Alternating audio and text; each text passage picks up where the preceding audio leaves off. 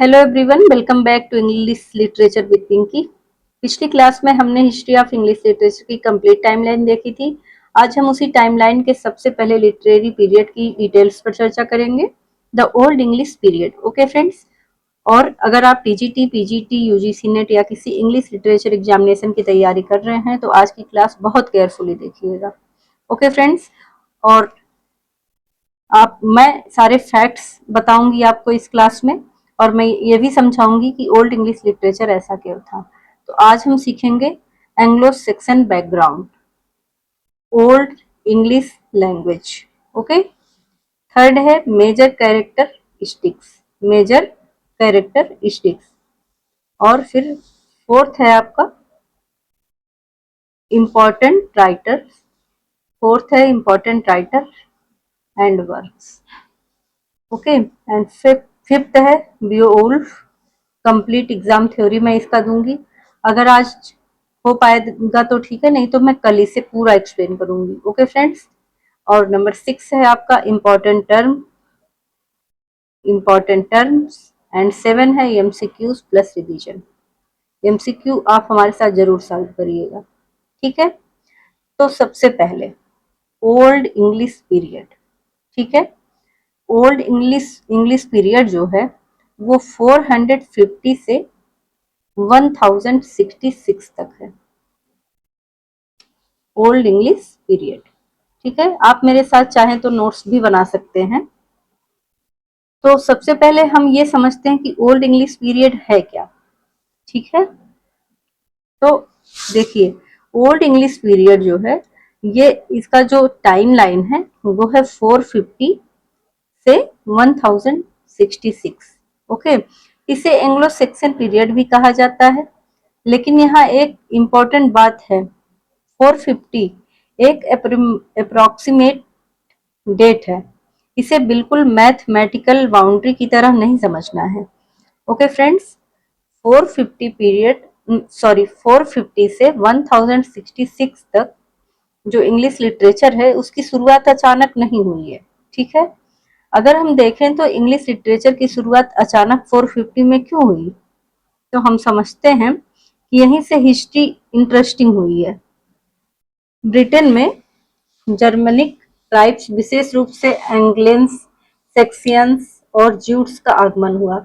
इसे settlement of और language के विकास ने ओल्ड इंग्लिश की नींव रखी। ओके, तो हम एंगल्स को पढ़ते हैं। इंग्लिश या इंग्लैंड के नाम से विकास से जुड़ा एक महत्वपूर्ण हिस्टोरिकल कनेक्शन है इसका, ठीक है। हिस्टोरिकल बैकग्राउंड हम देख लेते हैं। अगर आप इमेजिन कीजिए कि आप मॉडर्न इंग्लैंड में हैं, ना कि वहाँ मॉडर्न इंग्लैंड में ना तो सिटीज हैं, ना प्रिंटिंग प्रेस है और ना इंटरनेट है। ओके, सोसाइटी कैसी होगी? सोसाइटी लार्जली वैरियर्स कल्चर पर आधारित है वहाँ की, ठीक है। और वैरियर अपने लॉर्ड के प्रति लॉयल हैं, किंग अपने वैरियर्स को प्रोटेक्शन और रिवार्ड देता है, ठीक है। तो इसीलिए ओल्ड इंग्लिश लिटरेचर में आपको बार बार वर्ड मिलेंगे, हीरोइज्म, लॉयल्टी, करेज, वार, फेथ, रिलीजन। इसलिए बहुत इंपॉर्टेंट प्रिंसिपल याद रखिए कि literary reflect the life and values of its society. Okay, warriors society होगी तो लिटरेचर में भी वॉरियर्स हीरोज दिखाई पड़ेंगे, ये टर्म हमेशा याद रखिएगा। अब हम आते हैं लैंग्वेज पर। यह एक बहुत इंपॉर्टेंट क्वेश्चन है कि ओल्ड इंग्लिश क्या मॉडर्न इंग्लिश जैसी थी? नो, ओल्ड इंग्लिश बिल्कुल भी मॉडर्न इंग्लिश जैसी नहीं थी। ओल्ड इंग्लिश एक जर्मनिक लैंग्वेज थी और इसकी वोकैबुलरी, ग्रामर और प्रोनाउंसिएशन आज की इंग्लिश से काफी अलग थी।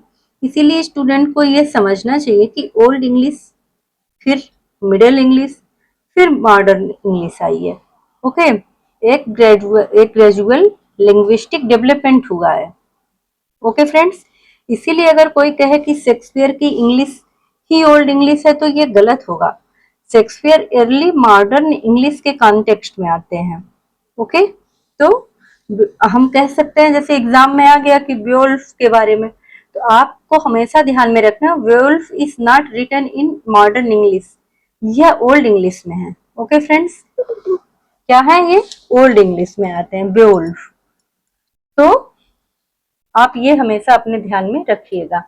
अब हम आते हैं कैरेक्टरिस्टिक्स पर, ठीक है। अगर कैरेक्टरिस्टिक की बात की जाए, ठीक है, characteristic of old English literature, हम एक हेडिंग बना रहे हैं। मेजर कैरेक्टरिस्टिक्स इसमें है हीरोइज्म, ओके, हीरोइज्म है। तो हीरोइज्म जो मैंने मेजर कैरेक्टरिस्टिक की बात मैंने की है अभी, तो हीरोइज्म जो पहला है, हीरोइज्म में एक ब्रेव वॉरियर होता है, उसका उद्देश्य पर्सनल सक्सेस नहीं है बल्कि ऑनर, लॉयल्टी और ड्यूटी भी है, ठीक है। वो अपने किंग के लिए हमेशा क्या रहेगा, लॉयल रहेगा।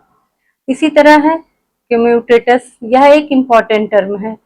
कम्यूटेटस मतलब लॉर्ड और हिज लॉयल वॉरियर्स के बीच वॉरियर बॉन्ड है।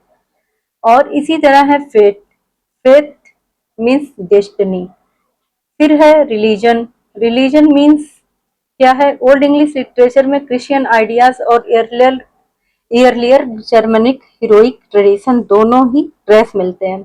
फिर है ओरल ट्रेडिशन, यह बहुत सी स्टोरीज और पोएम और पहले ओरल ट्रेडिशन के माध्यम से सर्कुलेट हुई। ओके फ्रेंड्स, इसीलिए इसमें स्कोप वर्ड बार बार आता है। स्कोप का कंसेप्ट इंपॉर्टेंट है। Means scope means poet, singer, story teller, कोई भी हो सकता है। इसी तरह हम पोएटिक फीचर्स की बात कर रहे हैं। पोएटिक फीचर के टेक्निकल फीचर्स को हम देखेंगे। पोएटिक फीचर्स है लेकिन उसके अंदर पोएटिक टेक्निकल फीचर्स भी है। तो ये इम्पोर्टेंट है, बहुत इम्पोर्टेंट है पॉइंट ऑफ एग्जामिनेशन के व्यू से। तो alliteration, alliteration, okay friends, alliteration. तो हम बात कर रहे थे अभी कहाँ पे, एलिटरेशन की बात कर रहे थे। एलिटरेशन ओल्ड इंग्लिश वर्सेस में एलिटरेशन बहुत इंपॉर्टेंट है। एलिटरेशन का मतलब होता है नियर बाई स्ट्रेस, वर्ड में समान इनिशियल साउंड का रिपीटेशन होता है। ओके फ्रेंड्स, तो हम ये क्लास यहीं पर समाप्त कर रहे हैं। आगे आपको बेओल्फ मैं कल बहुत अच्छे से पढ़ाऊंगी। मेरे साथ बने रहने के लिए आपको बहुत धन्यवाद। मेरे चैनल को सब्सक्राइब कर लीजिए और नोटिफिकेशन बेल ऑन कर लीजिए।